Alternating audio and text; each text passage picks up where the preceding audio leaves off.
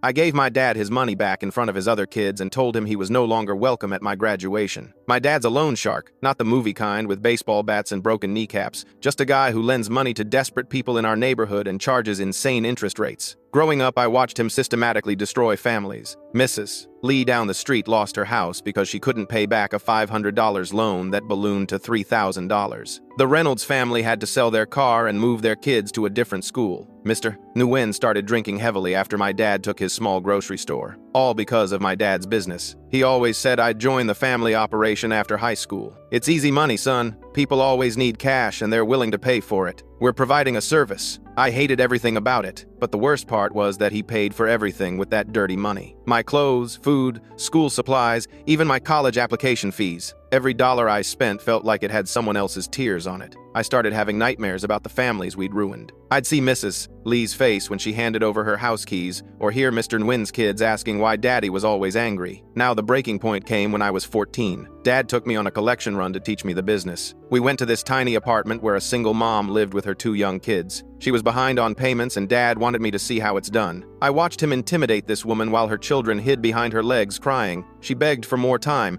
explained that her car had broken down and she'd missed work. Dad didn't care. He took her TV, her microwave, even her kids' Nintendo. That night, I threw up from the guilt and shame. Senior year, I got into college with a full academic scholarship. I was finally free, or so I thought. But Dad had other plans brewing in his twisted mind. "Forget college," he said one morning over breakfast. "I'm expanding the business into 3 new neighborhoods. You're going to be my partner now. Equal split on everything." The way he said it, like he was offering me the world instead of asking me to become a monster like him, that's when I completely snapped. I've been working at McDonald's for 2 years, taking every shift I could get, saving every single penny. While my classmates were going to parties and buying new clothes, I was flipping burgers and counting down the days until I could escape. I'd kept detailed records of every dollar my dad had ever spent on me that I could remember or calculate. Clothes, food, school fees, even estimated utilities and rent for my room. I wanted to pay back every cent so he could never say I owed him anything. My McDonald's manager, Denise, knew about my situation. She'd give me extra shifts whenever possible, and even let me pick up food that was about to be thrown out. She said she admired my determination to get out. The final calculation took me weeks. I went through old receipts, estimated costs, even factored in things like birthday presents and Christmas gifts. I came up with $32,200, every penny I could reasonably say he'd invested in raising me. I walked into his office where he was meeting with my half-brothers, Leo and Nathan, about dividing up territories. They were all hunched over a map, planning which streets to target next, discussing which families looked vulnerable. The room fell silent when I entered. I dumped $32,200 in cash on his desk, every crumpled bill and quarter I'd saved from McDonald's. Some of the money was still stained with grease from my shifts. "Here's your blood money back," I said, my voice shaking with rage. "Every dollar you ever spent raising me that I could calculate. We're even now." Dad's face went completely white. Leo and Nathan just stared with their mouths open, probably never seeing anyone stand up to him before. "I'm going to college and you're not invited to graduation. I won't celebrate my future with someone who makes his living destroying other people's lives." I could hear my heart pounding as I continued.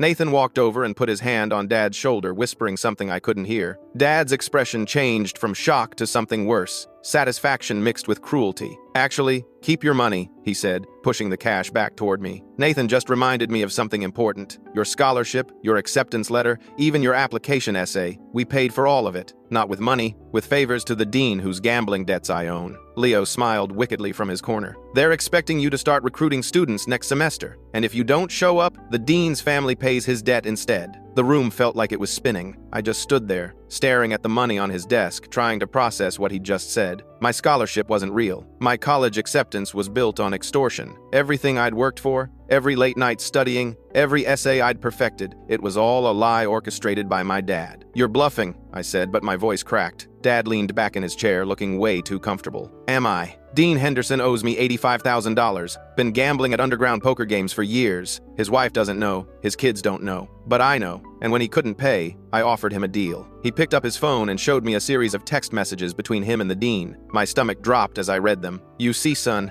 I knew you'd try something like this eventually," Dad continued, looking almost proud of himself. "You've always been too soft for this business. So I took out an insurance policy. You go to college, you work for me on the side. You recruit students who need quick cash. You bring them to me. Easy work, really. Or," he paused, letting the threat hang in the air, or the dean's family finds out about his gambling problem, loses everything, and you lose your scholarship too. Your choice. Nathan was still standing behind Dad, and honestly, I couldn't read his expression. Leo, on the other hand, looked like he was enjoying every second of this. "Told you he'd fold," Leo said to Dad. "He's always been weak." I grabbed the money off the desk and shoved it into my backpack. My hands were shaking so badly I could barely zip it closed. I needed to get out of there. I needed to think. But as I turned to leave, Nathan spoke up for the first time. "Wait," he said quietly. Dad and Leo both looked at him. "Let him go. He'll be back. He's got nowhere else to go." I didn't say anything. I just walked out, got in my car, and drove. I don't even remember where I was going. I just drove for hours, trying to figure out what the hell I was supposed to do now. Everything I'd planned, everything I'd worked for, it was all connected to my dad's criminal empire. If I went to college, I'd be forced to destroy more lives. If I didn't go, my dad would destroy the dean's family anyway, just out of spite. By the time I got home, it was past midnight. I sat in my car in the driveway, staring at the house where I'd grown up, and I realized something. My dad had made one crucial mistake. He'd told me exactly how his blackmail scheme worked. He'd shown me the evidence on his phone, and he'd done it in front of Nathan and Leo, probably to assert dominance or whatever twisted logic he used to justify his actions. But what he didn't know was that I'd been recording our entire conversation on my phone. It was sitting in my jacket pocket, voice recorder app running the whole time. I'd started doing it months ago, just documenting things he said about the business, thinking maybe one day I could use it to get out. I never actually thought I'd need it like this. I went inside and locked myself in my room. I listened to the recording 3 times, making sure it was clear, making sure it captured everything. Dad's voice, admitting to blackmailing the dean. Leo confirming the plan. Nathan's weird comment about me coming back. It was all there. Then I did something I'd never done before. I started researching. Not for school, not for work, but for revenge. I looked up everything I could find. About blackmail, extortion, loan sharking laws. I found local news articles about victims of predatory lending. I found online forums where people talked about getting free from debt traps. And slowly, a plan started forming in my mind. If my dad wanted to play dirty, I could play dirty too. But I wasn't going to destroy families like he did. I was going to destroy him. The next morning, I went to McDonald's for my shift like nothing had happened. Denise noticed something was off. "You okay?" she asked during the morning rush. "Yeah," I lied. "Just tired." But I wasn't just tired. I was plotting. See, working at McDonald's had taught me one very important skill: patience. You learn to deal with difficult customers, to keep your cool when everything's chaotic, to plan your moves efficiently, and I was about to put all those skills to use. Over the next week, I acted completely normal around my dad. I even apologized for the confrontation, told him I'd been thinking about his offer, that maybe he was right. He ate it up. "I knew you'd come around," he said, clapping me on the shoulder like we were buddies. "You're my son. You've got my blood." That made me want to vomit, but I smiled and nodded. Meanwhile, I was gathering evidence. Every time Dad had a meeting in his office, I'd find a reason to be nearby. I bought a tiny camera online, the kind people use for home security, and I hid it in a bookshelf in his office. The angle wasn't perfect, but it captured enough. I recorded him and Leo discussing collection routes. I recorded them laughing about Mrs. Lee's foreclosure. I recorded them counting money from recent collections, stacks of cash spread across the desk while they talked about which families to target next. And most importantly, I recorded Dad on the phone with Dean Henderson, discussing the terms of their arrangement. "You just make sure my boy gets in, and we'll call it even for now," Dad said during one call. "But after graduation, he's going to help me expand. Lots of college kids need money, you know, especially the international ones. Can't exactly report us if they're here on student visas, right?" The dean's voice on the other end sounded broken. "I understand. Good. And Henderson? If you try to screw me over, your wife gets a very interesting package in the mail. Photos, receipts, the whole thing. You get me? I get you. I had him. I had everything. But I needed more. I needed leverage that would completely destroy his operation, not just slow it down. And that's when I remembered something Nathan had said months ago. We'd been at a family dinner, one of those awkward events where Dad insisted we all pretend to be normal. Nathan had a few drinks and started complaining about how Leo always got the easier territories, how Dad trusted Leo more. "I've been working this business just as long," Nathan had muttered. "Longer, actually. But Dad still treats me like I'm second string." At the time, I'd brushed it off. But now I wondered, what if Nathan wasn't as loyal as Dad thought? What if he was just as trapped as everyone else? I decided to take a risk. I texted Nathan and asked if we could meet up somewhere private. He agreed, probably thinking I wanted to talk about joining the family business. We met at a diner across town, the kind of place where nobody knew us. "So you're ready to be part of the team?" Nathan asked, stirring his coffee. "Maybe," I said carefully. "But first, I need to know something. Are you happy doing this?" He looked at me like I'd asked him if aliens were real. "Happy? What kind of question is that?" "Just answer it." Nathan stared into his coffee for a long time. Finally, he said, "No, I'm not happy. But it's not like I have a choice, you know? This is the family business. This is what we do. What if you did have a choice? He laughed, but it sounded bitter. There's no choice, man. You're either in or you're out. And being out means Dad cuts you off completely. No money, no connections, nothing. And it's not like I have your fancy scholarship to fall back on. He paused. Well, I guess it's not that fancy if Dad bought it for you. That stung, but I let it go. What if I told you I was going to take Dad down? Would you help me? Nathan's expression changed. For a second, I thought he might punch me, but instead, he leaned in closer. Take him down how? I've been recording everything. His meetings, his phone calls, his collections. I've got hours of footage of him committing crimes, but I need more. I need something that'll destroy him completely, something he can't come back from. And you want my help? Yeah. Nathan was quiet for so long I thought he was going to say no. Then he pulled out his own phone and showed me something that made my heart race. Bank statements, account numbers, transaction histories. Leo and I have been skimming from the collections for 3 years, Nathan said quietly. We've got about $240,000 in a separate account. Dad doesn't know about it. He thinks all the money's going where it's supposed to. I stared at the numbers on the screen. Why are you showing me this? Because I'm tired, man. I'm so damn tired of this life, of hurting people, of watching Dad destroy families and pretending it's okay because it puts food on our table. He put his phone away. If you're serious about taking him down, I'm in. But we gotta be smart about it. Dad's got connections. People who owe him favors. People who are scared of him. I know, I said. That's why we're going to do this publicly. We're going to expose everything in front of everyone he's ever hurt. No lawyers, no court cases that can be buried. Just pure, unfiltered truth. Nathan smiled, and for the first time since I'd known him, it looked genuine. All right, let's burn it all down. Over the next 2 weeks, Nathan and I worked together in secret. He gave me access to Dad's financial records, showed me which collections were legitimate, barely any, and which were pure extortion, most of them. We made copies of everything, every ledger, every contract, every threatening text message Dad had sent to borrowers. Then Nathan dropped a bomb that changed everything. Dad's planning to expand the scheme, he told me one night. We were sitting in my car, parked behind an abandoned grocery store. He's been talking to deans at 5 other universities. He wants to use your connections from college to set up the same blackmail operation at multiple schools. Target international students mostly, since they're less likely to report anything. 5 universities? Yeah, he's got meetings scheduled for next month. He's planning to use the dean at your school as a reference. Show other schools how successful the scheme can be. Nathan pulled out a folder from his bag. I made copies of his plans. Names, schools, projected revenue,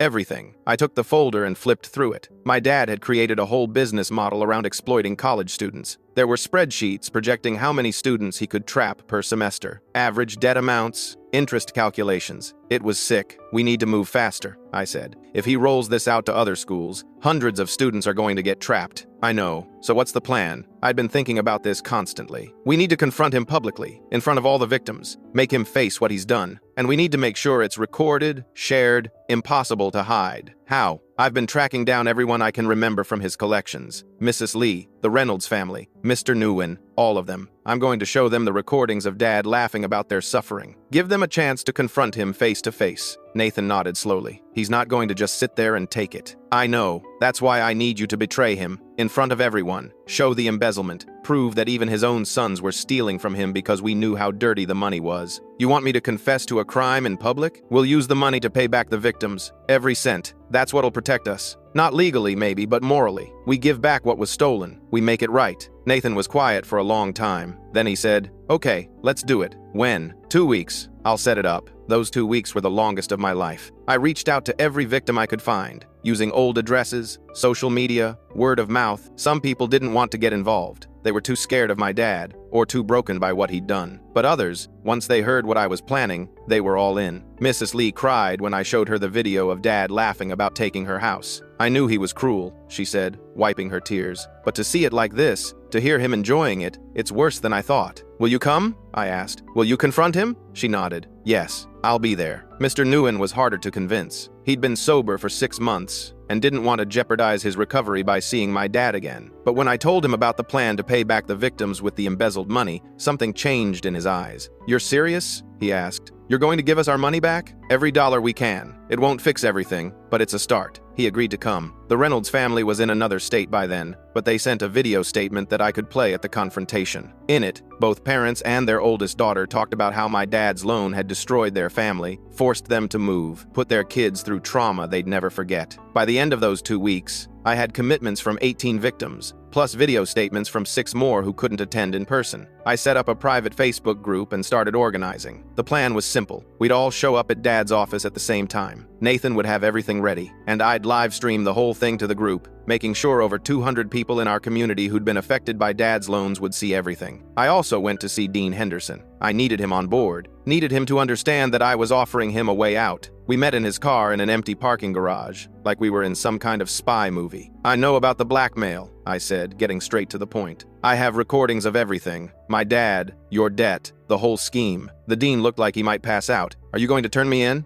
No, but I need your help. I'm taking down my dad's operation, and I need you to publicly denounce him. Bring other professors. He's blackmailed. Make it clear that he's been manipulating the university. If I do that, everyone will know about my gambling. They're going to find out anyway when this all goes public. But if you help us, you get to control the narrative. You get to be the victim who fought back, not the enabler who let it happen. Dean Henderson stared at the dashboard for a long time. Finally, he said, "There are 11 other professors he's been blackmailing. I can bring them, but what about my family? What about the debt? Nathan and I are liquidating the embezzled money. We'll pay off your debt first, before Dad even knows what's happening. You'll be free." Why would you do that for me? Because you're a victim too, and because I need you to help me make sure my scholarship is legitimate. I earned it, and I'm not letting my dad's crimes take that away from me. The dean nodded slowly. Okay, I'm in. When? Friday, 3 p.m. Be at my dad's office. Everything was falling into place. Nathan transferred the embezzled money to a separate account I'd set up, one my dad couldn't access. We verified the amounts, made sure we had enough to pay back the major victims. Mrs. Lee would get her $3,000. The Reynolds family would get their $5,000. Mr. Nguyen would get his $8,000. All the others would get their share. The night before the confrontation, I barely slept. I kept running through the plan, trying to anticipate everything that could go wrong. Dad could call the cops. He could get violent. He could somehow talk his way out of it. But I had to trust that the truth, backed by solid evidence and the voices of everyone he'd hurt, would be enough. Friday came. I got to Dad's office early to set up my phone for the live stream. Nathan was already there, looking nervous but determined. Leo showed up a few minutes later, completely oblivious to what was about to happen. "What's going on?" Leo asked, seeing Nathan and me together. "Just wait," Nathan said. At 3 p.m., they started arriving. Mrs. Lee came first, walking slowly but with her head held high. Then Mr. Nguyen. Then the Reynolds family, who'd driven back into town just for this. Then more victims, one after another, filing into Dad's office until there were over 20 people crowded into the space. Dad was in a meeting when they arrived. He came out of his office looking confused, then angry. "What the hell is this?" he demanded. "This is everyone you've destroyed," I said, holding up my phone to start the live stream. "And they're here to watch you fall." Dad's face went red. "Get out of my office, all of you, before I call the cops." "Go ahead," Mrs. Lee said, her voice strong despite her age. "Call them. We'd love to explain to the police what you've been doing." "You signed contracts," Dad said, trying to regain control. "Legal contracts. You owe me money. Contracts signed under duress aren't legal," I said. "And we have proof that you've been operating an illegal loan sharking business for years. Interest rates that violate state law. Harassment, intimidation, theft." I played the first video on my phone. Dad's voice filled the office. "Mrs. Lee's foreclosure went through today. Made $12,000 profit on that house. Easiest money I've made all month." Mrs. Lee's hand went to her mouth. Other victims started murmuring. Dad tried to grab my phone, but Nathan blocked him. "That's nothing," I said, playing another clip. This one showed Dad talking to Leo about Mr. Nguyen's grocery store. "The old man's going to drink himself to death anyway. Might as well take the store before it loses all its value." Mr. Nguyen's face hardened. "You said you were helping me," he said to Dad. "You said the loan would save my business." "I was helping you," Dad said desperately. "You just couldn't manage your money properly." "Bullshit," I said. "You charged him 300% interest. Nobody could have paid that back." That's when Nathan stepped forward. "And while we're confessing things," he said loudly, "Leo and I have been embezzling from the business for 3 years. We've stolen $240,000. The room went silent. Leo's face went completely white. "What the fuck, Nathan?" "We knew the money was dirty," Nathan continued, pulling out bank statements. "So we've been taking it, hiding it, waiting for the right moment. And this is that moment. Dad lunged at Nathan. "You ungrateful piece of..." But the victims surrounded them, forming a human barrier. Mrs. Lee, Mr. Nguyen, the Reynolds family, all of them standing between my dad and Nathan. "You're going to listen," Mrs. Lee said firmly. "For once in your miserable life, you're going to listen to the people you've hurt." And they spoke. One by one, the victims told their stories. The single mom whose kids went hungry because she couldn't afford groceries after Dad took her paycheck. The elderly couple who lost their retirement savings. The young guy who'd been forced to drop out of college because Dad's interest payments bled him dry. Dad tried to interrupt, tried to justify, tried to threaten, but there were too many voices, too many people who'd been waiting years to say these things to his face. Then Dean Henderson arrived with 11 other professors. They filed in quietly, standing at the back of the crowded office. "I'm Dean Henderson," he announced, "and I've been blackmailed by this man for 2 years. He's been using my gambling debts to force me to manipulate student admissions and scholarships. I'm not the only one. 12 of us from the university have been trapped in his schemes." Dad's face went from red to gray. "Henderson, what are you—" "I'm done," the dean said.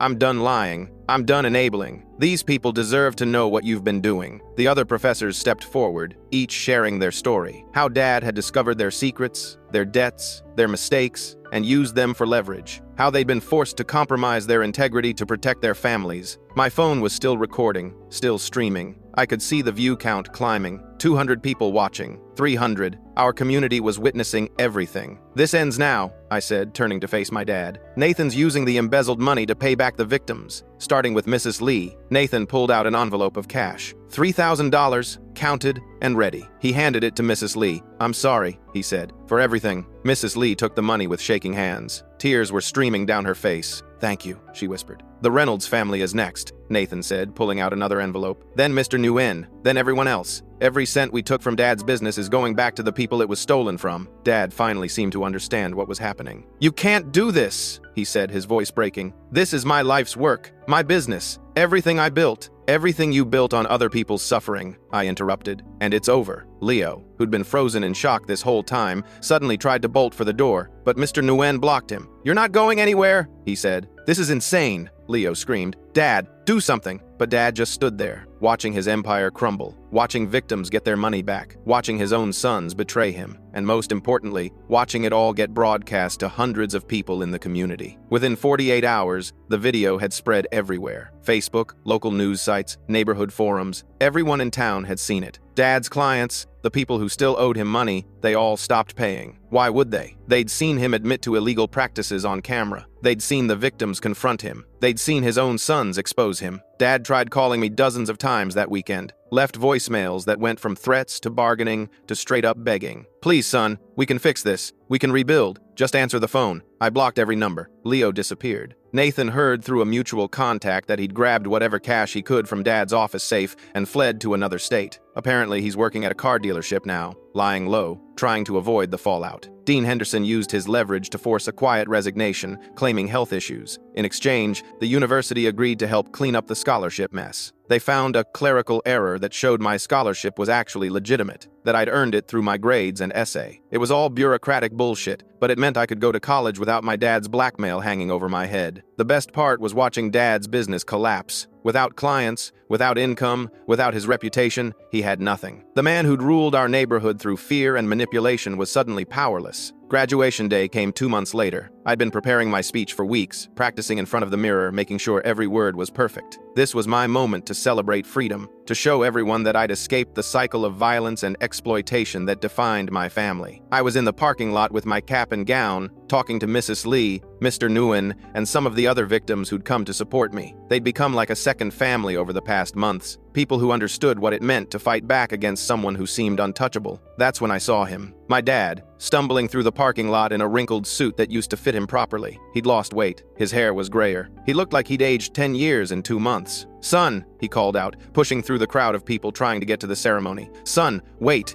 Everyone turned to watch. Mrs. Lee tensed beside me. Mr. Nguyen put a hand on my shoulder, ready to step in if needed. Dad reached me, breathing hard from the effort. He looked desperate, broken, nothing like the man who used to terrorize our neighborhood. "Please," he said, grabbing my arm. "Just listen to me. Just for a minute." "Let go," I said calmly. "I'm sorry," he said, and he was crying now. Real tears. not the manipulative kind he used to use to get out of trouble. I'm so sorry for everything. I know I was wrong. I know I hurt people. But I only built the business to give you and your brothers opportunities, to give you a better life than I had. People were gathering around us now, watching this public spectacle. I could see phones out, recording, always recording. You built it to feel powerful, I said. You built it because you enjoyed watching people suffer. Don't pretend it was for us. No, that's not true. I love you. You're my son. Please, can we just talk? After the ceremony? Please? I looked at him. This man who'd terrorized so many people, who'd destroyed so many lives, who'd tried to trap me in his world of exploitation and crime, and I felt nothing. No anger, no sadness, no pity, just emptiness. I reached into my pocket and pulled out a single dollar bill, one of the crumpled ones from my McDonald's tips that I'd kept as a reminder. I handed it to him. "This is more than you deserve," I said, loud enough for everyone nearby to hear. The crowd went silent. Dad stared at the dollar bill in his hand, his face crumbling. "You taught me that everything has a price," I continued, "that people are just transactions. Well, here's your transaction. $1 for 18 years of being your son. That's what it's worth. That's what you're worth." I turned and started walking toward the ceremony. Behind me, I could hear Dad breaking down completely, sobbing, calling my name. Security guards were moving in, gently guiding him away. Mrs. Lee walked beside me. "That was brave," she said quietly. "It was necessary," I replied. The ceremony itself was surreal. I sat with my graduating class, but my mind was somewhere else. When they called my name, I walked across that stage with Mrs. Lee, Mr. Nguyen, and 15 other victims cheering from the audience. They clapped louder than anyone else, standing and whistling. I took my diploma from the dean, who gave me a small, knowing nod. This piece of paper represented everything I'd fought for, not just an education, but freedom. Proof that I wasn't my father's son, that I could build something without destroying others. As I walked off the stage, I saw security escorting Dad out of the building. He was still crying, still calling my name, but the sound faded as the doors closed behind him. I never looked back. The ceremony ended around 4 p.m. I took photos with my friends, with Mrs. Lee and the others, with Denise from McDonald's who'd driven an hour to watch me graduate. Everyone was celebrating, talking about college plans and summer jobs. I was heading to my car when I saw Nathan leaning against it, waiting. He looked different too, lighter, somehow, like he'd been carrying a weight that was finally gone. "Hey," he said. "Hey." We stood there awkwardly for a moment. We'd barely talked since the confrontation, both of us dealing with the aftermath in our own ways. "Hell of a speech you gave Dad in the parking lot," Nathan said finally. "The dollar bill was a nice touch. I've been practicing it for weeks. It showed." He pulled an envelope from his jacket. "I wanted to give you this before you left for college." I opened it. Inside was $32,200 in cash, the exact amount I'd tried to give back to Dad months ago. "What's this?" "Your money," Nathan said. "The money you earned working your ass off at McDonald's. The money you tried to give back. I kept it separate from everything else. Figured you might need it for college, for getting started, whatever." "Nathan, I can't." "Yeah, you can. Dad doesn't deserve sons like us. But you know what? We don't deserve to be broke either. Take it. Use it for something good, something that's actually yours." I stared at the envelope, feeling the weight of it. This money represented 2 years of work, of sacrifice, of planning my escape, and Nathan had protected it through everything. "Thank you," I said. Nathan nodded and started to walk away. Then he stopped. "Hey, you know what's funny? I got a job offer. Accounting firm, completely legitimate. They liked that I was good with numbers. Didn't even do a background check because I don't have a record." "That's great, man." "Yeah," he smiled. "Turns out there's life after Dad. Who knew?" He walked away, hands in his pockets, and I watched him go. My half-brother who'd spent years trapped in our father's world, finally free, just like me. I got in my car and drove away from the ceremony, from the neighborhood, from everything that had defined my first 18 years. The envelope sat on the passenger seat next to my diploma.